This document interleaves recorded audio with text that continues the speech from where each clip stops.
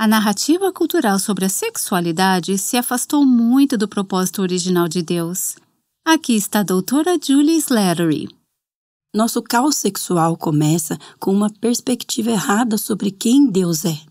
Uma disfunção na nossa adoração.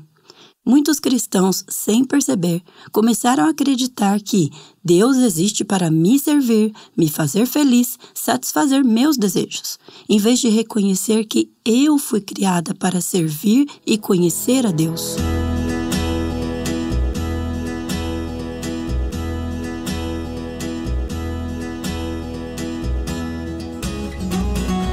Este é o Aviva Nossos Corações, com Nancy DeMoss Hogemuth, coautora de Mentiras em que as Garotas Acreditam e a Verdade que as Liberta, na voz de Renata Santos. A mensagem que nossa cultura está transmitindo hoje em dia, em alto e bom som, é: sua sexualidade diz respeito a você exclusivamente. Na verdade, você deve se orgulhar e exibir sua sexualidade, mesmo que isso vá contra a vontade de Deus, contra o plano de Deus. Mas a verdade é que essa maneira de pensar gera confusão, sofrimento. E eu acabei de ouvir essa semana que conforme os vícios sexuais aumentam, a depressão e a ansiedade também estão aumentando em nossa sociedade. Tive o privilégio de conversar com Nancy e a doutora Julie Slattery sobre esse tema tão importante. Hoje e semana que vem, vamos ouvir essa conversa enquanto analisamos a sexualidade à luz do que a palavra de Deus diz. Aqui está Nancy iniciando a primeira parte da nossa série chamada Repensando a Sexualidade. É uma grande alegria para mim estar no estúdio esta semana com amigas de longa data, amigas queridas. Duas mulheres que têm sido grandes parceiras de ministério, encorajadoras na minha caminhada pessoal com o Senhor e no meu ministério. Já vivemos muitas coisas juntas. Hoje e na próxima semana, vamos falar sobre um tema que é muito precioso aos nossos corações e ainda mais precioso ao coração de Deus. Estou muito animada para mergulhar nesse assunto e acredito que Deus tem algo importante para cada ouvinte. Ao ouvir a introdução desse tema, talvez você tenha pensado: não sei se esse é um assunto que me interessa. Mas eu garanto que é um tema no qual você precisa se interessar. Deus tem uma mensagem para o seu coração esta semana. Julie Slattery é autora e palestrante. Além disso, lidera um ministério chamado Autenticidade Íntima. Vamos falar um pouco sobre este ministério esta semana. É certamente um nome intrigante para o seu ministério. Você escreveu um livro chamado Repensando a Sexualidade, que infelizmente não está disponível em português ainda. Vamos explorar por que precisamos repensar a sexualidade. Então, Julie, seja bem-vinda de volta ao Aviva Nossos Corações. Muito obrigada por me receber. É tão bom estar aqui com você e com a Dana. Julie, o Ministério Autenticidade Íntima fala sobre sexualidade e intimidade no casamento, além de uma perspectiva correta sobre o sexo antes do casamento. Provavelmente você nunca imaginou que esse seria um tema sobre o qual falaria tanto. Não. Lembro-me de crescer na igreja e ouvir missionários contando suas histórias dizendo: quando me converti, eu fiz a seguinte oração: Senhor Deus, eu entrego a minha vida em tuas mãos, mas por favor, não me envie para... E eles mencionavam o lugar onde estavam servindo. Qualquer coisa, menos isso. Exatamente. Acho que foi mais ou menos isso que disse ao Senhor: eu ensino sobre qualquer coisa, menos sobre sexualidade. E cá estou. Deus usa os fracos, mas é uma alegria entrar em um tema onde há tantas perguntas, tanta dor. Para falar a verdade, tão pouco falado a partir de uma perspectiva bíblica. Mas por quê? Porque esse foi o tema sobre o qual você pensou qualquer coisa menos isso. Boa pergunta, Dana. Acho que é porque cresci, como muitas de nós, em uma cultura cristã onde a sexualidade era envolta em uma certa vergonha, talvez. Era algo muito privado e exigia ser vulnerável.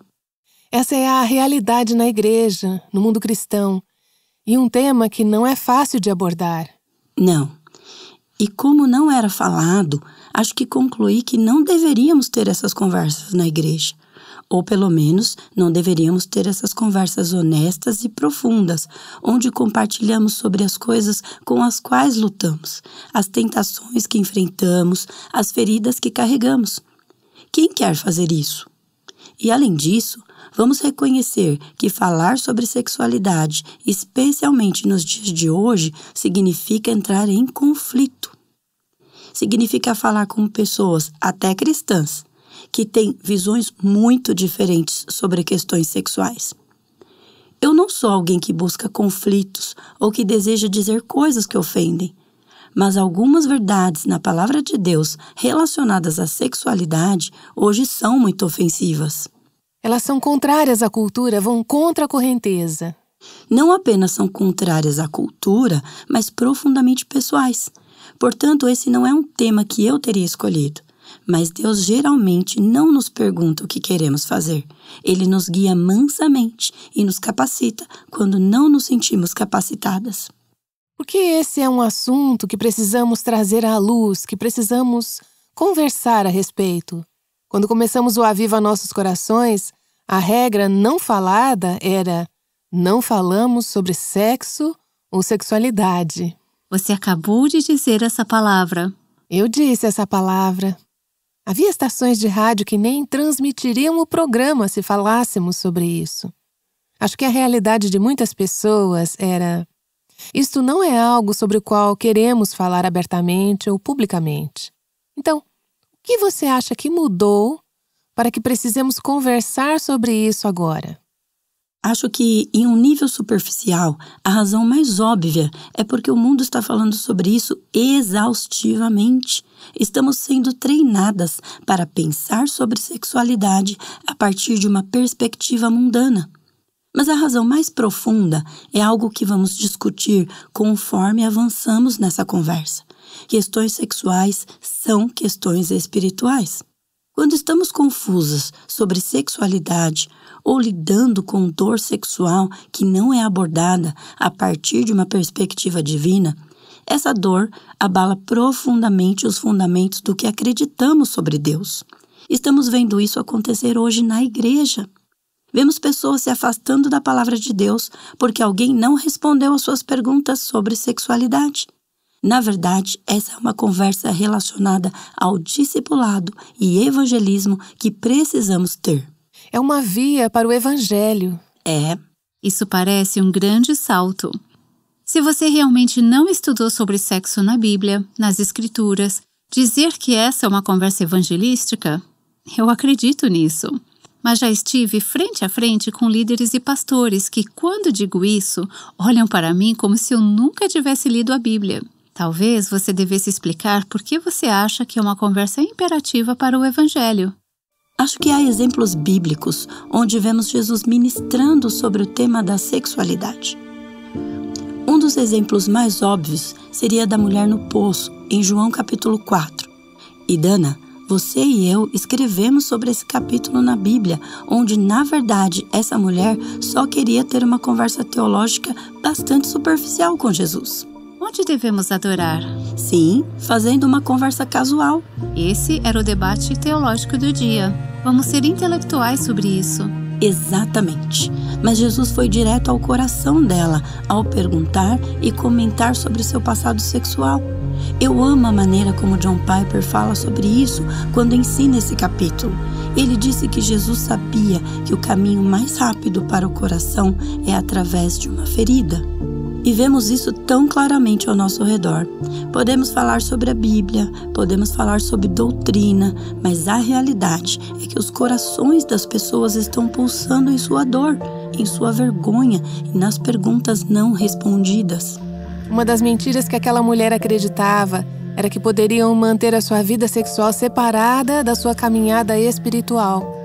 Na conversa com Jesus, ela não queria entrar neste assunto, porque esse é um compartimento separado. E Jesus está dizendo: não, tudo faz parte da sua vida e precisamos lidar com isso. Ele coloca isso nas Escrituras com uma mensagem profunda. A sua vida sexual não é algo que você pode manter à parte. não é separada da sua fé, é uma parte integral da sua fé. Que bom que você tenha dito isso, Nancy, porque é exatamente isso que vemos hoje na comunidade cristã. Vemos homens e mulheres que realmente acreditam que podem servir a Deus, adorar a Deus com quase 100% de suas vidas. Mas quando se trata da sexualidade, seja por feridas do passado, lutas sexuais, feridas no casamento, eles sentem que, bem, Deus não fala sobre isso. Eu preciso resolver isso com o meu terapeuta, porque Deus fica de lado quando se trata da minha sexualidade. Olhamos para João capítulo 4 e vemos Jesus nos ensinando que não podemos separar os dois. E quando você separa os dois, uma parte do seu coração fica longe de Deus.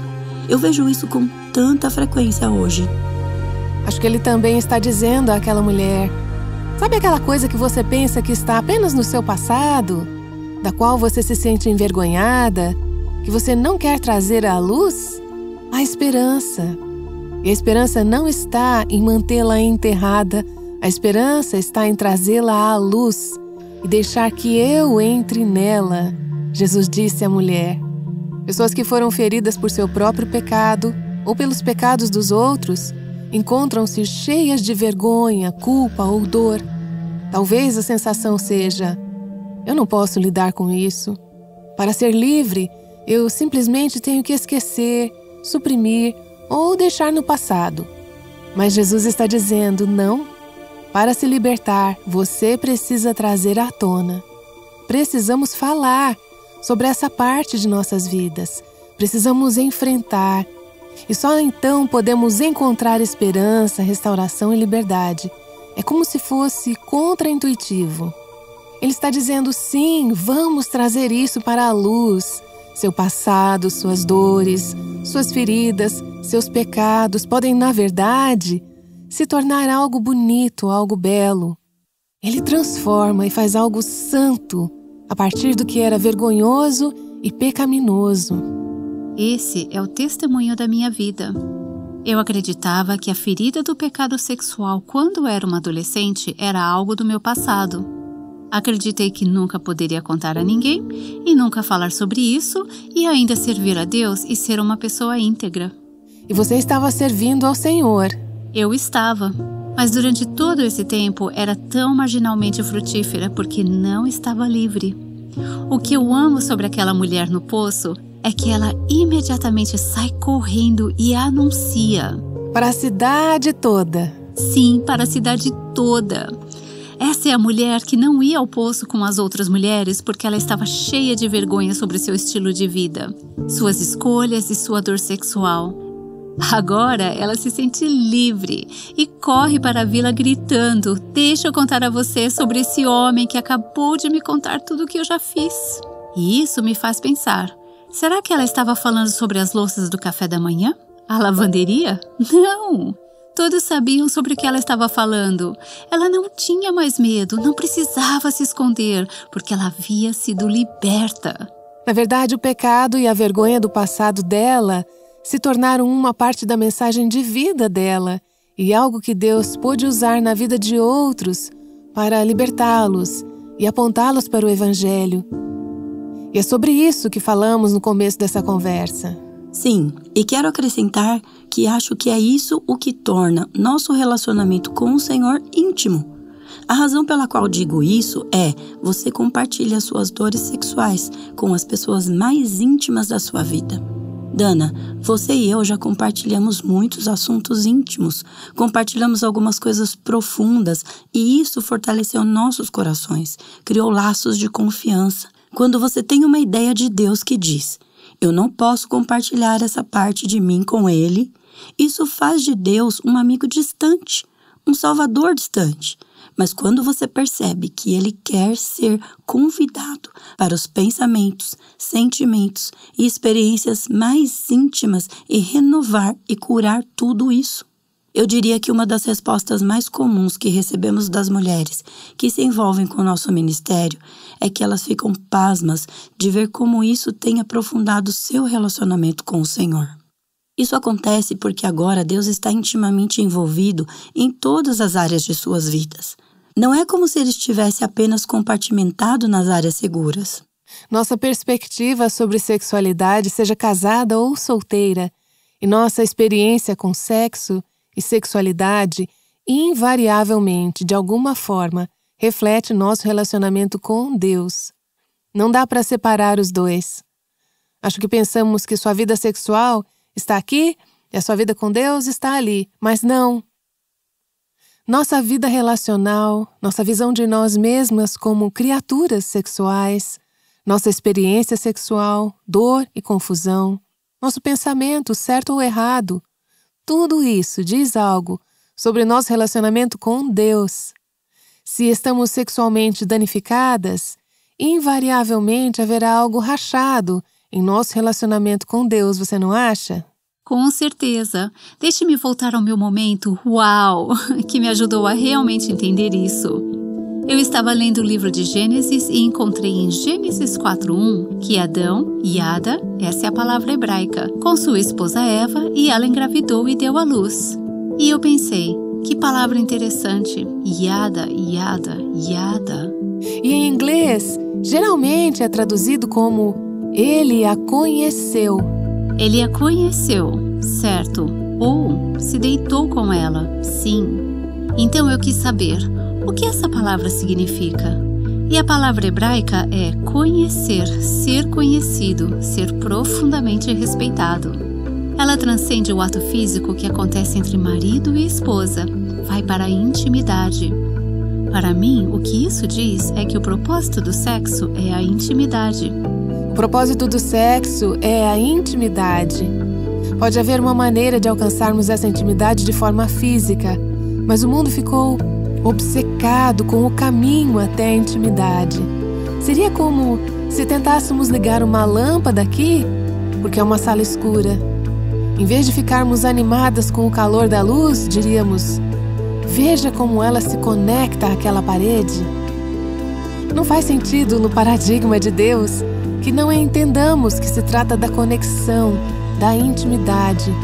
Mas o que realmente me impressiona sobre essa palavra é que, ao começar a estudá-la, percebi que é uma palavra que Deus usa repetidamente no Antigo Testamento para descrever o conhecimento dele. Por exemplo, aquietem-se e saibam, Yada, que eu sou Deus. Novamente, há essa conexão com a ideia do Evangelho, o amor de Deus. O casamento e o sexo são uma representação disso. Se não podemos abraçar e entender essa imagem, nunca vamos desfrutar ou realmente experimentar o sexo da maneira como deve ser. E vamos ter bloqueios em nossa experiência com Deus, porque se trata de intimidade. Sim, com certeza. Acho que muito do que você está descrevendo aqui realmente ajuda a entender nossa sexualidade. E muito do que ouvimos no ensino cristão são as regras e proibições sobre sexualidade, sem uma narrativa mais ampla que nos ajude a entender por que Deus se importa com isso em primeiro lugar. Por que Deus se importaria se eu escolhesse dormir com meu namorado em vez de me casar? Eu o amo. Qual é o problema? Se apenas dissermos às pessoas a lista, não faça isso, que pode ser uma lista verdadeira, mas se não lhes dermos o coração por trás disso, a narrativa por trás disso, não há atrativo para seus corações para entender por que isso importa. E ao mesmo tempo, o mundo está contando outra narrativa. Certo, uma narrativa muito convincente. Uma narrativa só é poderosa se você puder encontrar sua própria história nela. Como você descreveria a narrativa do mundo? Porque acho que a maioria de nós está mais familiarizada com ela. A narrativa do mundo é que sua sexualidade tem a ver com sua expressão pessoal, sua identidade. E para ser sexualmente maduro, você tem que experimentar. Você tem que buscar seu próprio coração. O que você quer, quem é você, o que você deseja, e você forma seu comportamento sexual com base no que está dentro de você. E você age de acordo com isso sem nenhuma verdade externa para determiná-la. Não, a verdade é encontrada olhando para dentro. Então o mundo diria: as únicas regras sobre sexualidade são, na verdade, não atrapalhar a expressão sexual de outra pessoa, porque isso é cruel, não deixá-la ser livres em sua própria expressão e não machucar outra pessoa. E o que você acabou de descrever é uma narrativa profundamente enraizada, não apenas entre os não cristãos do mundo secular, mas também no mundo cristão hoje. Eu não acho que percebemos o quanto o pensamento cristão foi impactado por essa narrativa.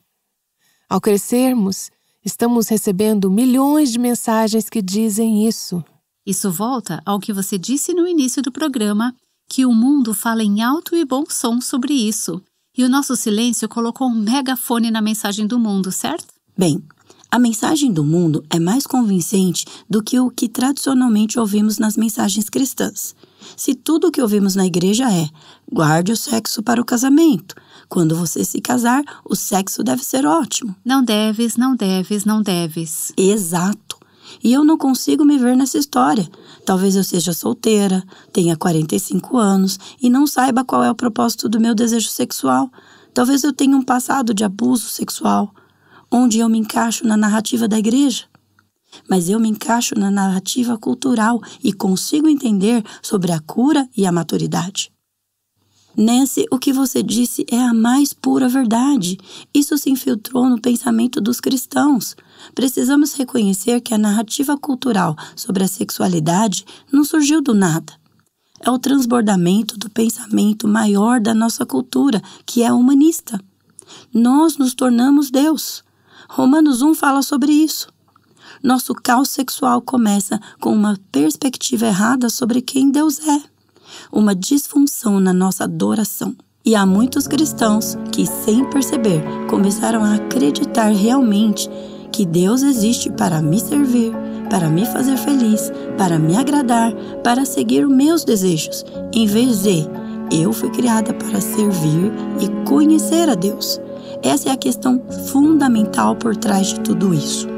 E muitas de nós na igreja nunca diríamos essas palavras, mas acho que é impossível avaliar o quanto o nosso pensamento foi sutilmente impactado por isso.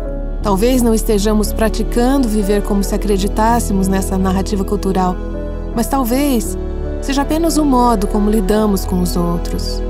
A mentalidade está com nossos filhos, nossos netos, as coisas que vemos nas redes sociais, algo dentro de nós que diz: isso não parece certo, mas não sabemos realmente por quê. Não sabemos como falar sobre isso de maneira convincente, útil ou redentora. Existe um conflito muito grande. Talvez na igreja existem aqueles que dizem: bem, isso está errado, isso está errado, isso está errado. Porém, não é falado o que é que há de errado com isso. E o que é certo. E o que é verdade, bom e agradável. Isso seria uma visão convincente para aqueles que ficaram presos na narrativa do mundo. Eu acho que o que é certo é a parte da conversa sobre o sexo que tem faltado de maneira gritante na igreja. O que é certo em termos de o que isso significa? Para que serve? Enquanto a narrativa do mundo diz, é tudo sobre mim. A narrativa de Deus diz, é muito maior do que você e não é sobre você. É sobre o Evangelho. É sobre as pessoas entenderem o meu amor. As pessoas verem o meu amor. As pessoas terem uma imagem do meu amor. E também o que é certo em termos de como eu posso desfrutar desse presente que Deus criou. E Julie, estou pensando nas mulheres que dizem: eu não fui abusada quando criança, não tive relações sexuais antes de me casar, não vi pornografia. É possível que algumas dessas mulheres ouvindo agora possam ter feridas sobre o sexo sobre as quais nem mesmo estão conscientes, porque não estão desfrutando totalmente do presente? Sim, acho que sim. Acho que até na minha própria jornada vi Deus revelar mais a plenitude da integridade sexual e o que isso realmente significa. E quando você vê uma imagem mais completa da integridade sexual, ela começa a apontar para a sua própria vida. Uau, não estou vivendo isso. Meu casamento não reflete isso. Minha maneira de pensar não reflete isso. Deus agiu tão profundamente no meu coração e na minha mente sobre coisas que eu nem sabia que precisavam ser mudadas. Acho que muitas de nossas ouvintes vão vivenciar isso nesta semana. Eu quero te perguntar, o que vem à mente quando você ouve a palavra discipulado? Você percebe que precisa ser discipulada na sua sexualidade? A doutora Julia Slattery, Nancy DeMoss Wogemuth e eu voltaremos na segunda-feira para falar sobre o discipulado sexual. Agora aqui está Nancy para concluir a conversa de hoje. Ao pensar sobre o que vamos falar nos próximos dias, vamos abordar alguns tópicos difíceis, algumas discussões francas, vamos compartilhar nossos testemunhos. Há tópicos que, para muitas de nossas ouvintes, serão: eita, será que eu quero falar sobre isso? Eu não sei se eu quero tratar deste assunto. Será que eu estou disposta a tratar dessa parte da minha vida? Veja bem, não estou dizendo que essa será uma conversa fácil para nós ou para nossas ouvintes, mas sem dúvida é essencial. Deus quer fazer uma obra restauradora, redentora, renovadora, revigorante. Qualquer outras palavras que eu possa usar para isso. Avivando. Avivando, obrigada, Dana, uma obra em nossos corações ao lidarmos sobre o assunto da sexualidade. Esperamos que você puxe uma cadeira para a mesa, onde Dana, Julie e eu estamos sentadas, e que compartilhe dessa conversa conosco.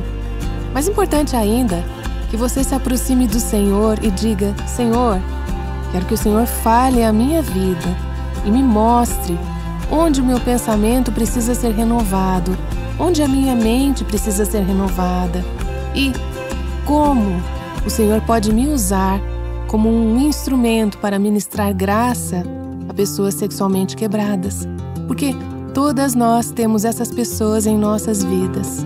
Julie, ao encerrarmos a conversa de hoje, você poderia orar pela conversa na próxima semana, pelas nossas ouvintes, para que Deus esteja falando e ministrando graça exatamente onde for necessário? Sim, com certeza. Deus, eu te agradeço por nos dar exemplos na tua palavra que nos convidam a ter essas conversas. Por não teres tido medo ou vergonha de abordar as questões sexuais que temos, a vergonha que sentimos, a dor que carregamos, e por teu perdão, tua redenção se estenderem a todas as áreas de nossas vidas. Obrigada por cuidar de nós de forma tão íntima. Eu oro para que o teu Espírito nos dê orientação e sabedoria enquanto falamos e ouvimos. E, Senhor, liberdade para abraçarmos a tua verdade. Eu oro para que as correntes caiam de homens e mulheres que se sentiram tão aprisionados em relação a questões sexuais em suas próprias vidas. Senhor, pedimos tudo isso pelo poder da tua verdade, da tua palavra e pelo poder do teu Espírito. Em nome de Jesus. Amém. O Aviva Nossos Corações é o ministério em língua portuguesa do Revive Our Hearts, com Nancy DeMoss Wogemuth, chamando as mulheres à liberdade, à plenitude e à abundância em Cristo.